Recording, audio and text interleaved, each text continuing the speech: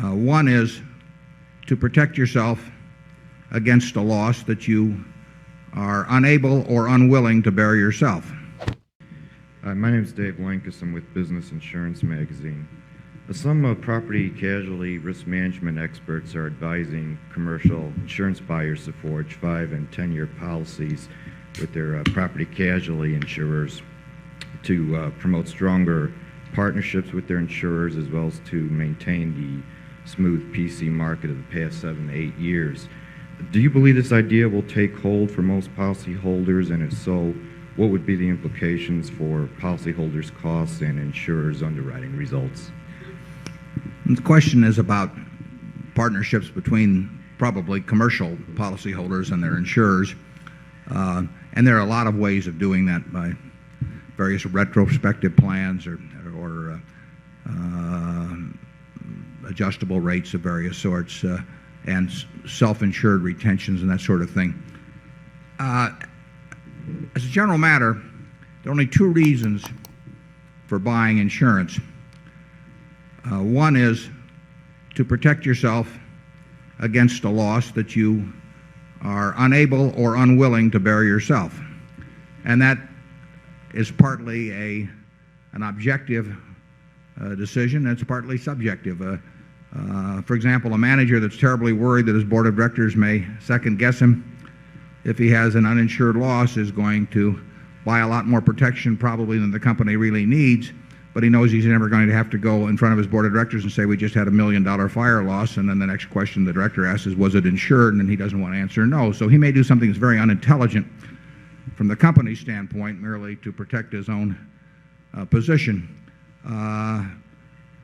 But the reason for buying insurance is whether, and this is true of life insurance, it's true of property casualty, it's true of personal insurance, it's true of commercial insurance, is to protect against losses that you're unwilling or unable to bear yourself. Or the second reason, which occasionally comes up, is if you think the insurance company is actually selling you a policy that's too cheap, so that you really expect to, over a period of time, to have a mathematical advantage by buying the insurance. Well, we try to avoid selling the second kind and to concentrate on selling the first kind. And we think any company we sell insurance to, and of course much of the insurance we sell is to other insurance companies. I mean, we are a reinsurer in very large part. We are selling them insurance against a loss that they are either unable or unwilling to sustain.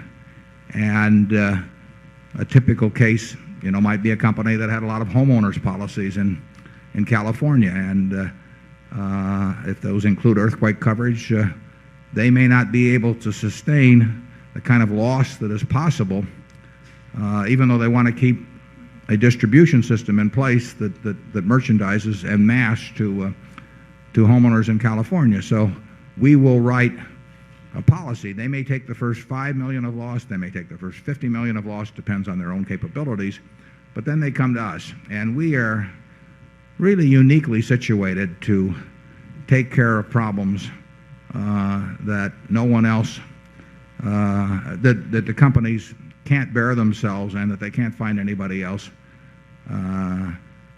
to insure. But we really don't want to insure someone for a loss that they can afford themselves, because if we're doing that, it may be because they're dumb, but it may be because they also have a loss expectancy that's higher than the premium we're charging, which is not what we're trying to do in business. I think that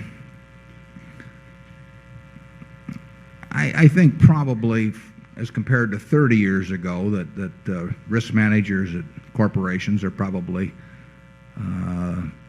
more intelligent about the way they buy their insurance than many years ago. I think it's become I think they're more sophisticated. They've thought it through better. But there's a lot of insurance. There's a fair amount of insurance bought that doesn't make sense, and there's a fair amount of insurance that isn't bought that should be bought. There are certain companies that are exposing themselves in this country to losses which would wipe them out, and they prefer not to buy reinsurance because it's, quote, expensive. But what they're really doing is betting on something that won't happen very often, happening not at all. And if you take a huge hurricane on Long Island, or you take a major quake in California, there are a number of companies that have not positioned themselves to withstand those losses. And if you're a 63-year-old CEO and you figure, I'm going to retire in a couple of years, the odds are pretty good that it won't happen on your watch, but it will happen on somebody's watch. And we try to sell reinsurance to those people, and usually we do, but sometimes we don't.